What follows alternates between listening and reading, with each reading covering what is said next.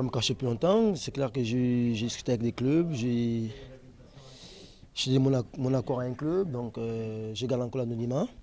Je laisse le club dévoiler ma prochaine destination par respect du public, de mes dirigeants, de mes coéquipiers, quoi. Donc, ouais, club de Ligue 2. Ouais. C'était dans l'air depuis une dizaine de jours. C'est désormais officiel. Fabrice Domarcolino ne sera plus angevin l'année prochaine. L'attaquant d'origine gabonaise s'est engagé pour les 2 prochaines saisons avec le Stade Lavallois, formation qui vient d'être promue en Ligue 2.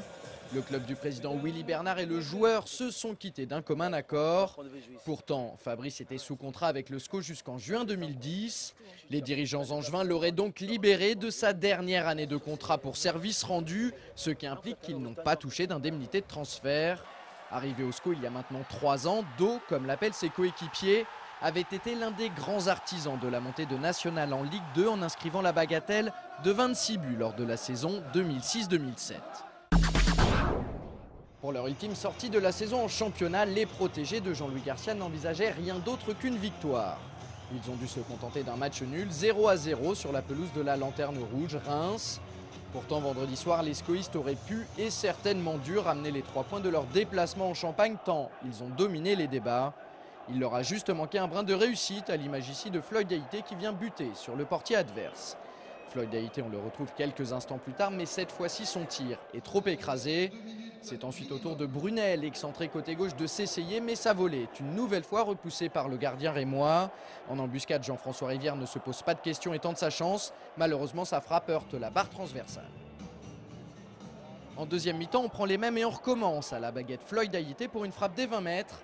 Agassa se détend parfaitement. Nouvelle opportunité pour le SCO avec cette combinaison à 3 entre Alouifolou, Rivière et Haïté. Le tir du milieu angevin termine sa course dans les gants du portier rémois.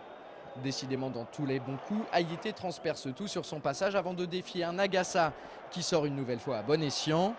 On retrouve ensuite Haïté, bien entendu, pour la copie quasi conforme de l'action précédente.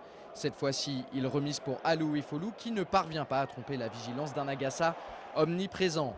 Et puis en toute fin de match, Granic, en symbole d'une équipe inoffensive et résignée, déclenche un tir des 25 mètres qui n'inquiète pas Nicolas Cousin, la doublure de Jean-Daniel Padovani, titulaire pour la première fois depuis son arrivée à Angers il y a 2 ans.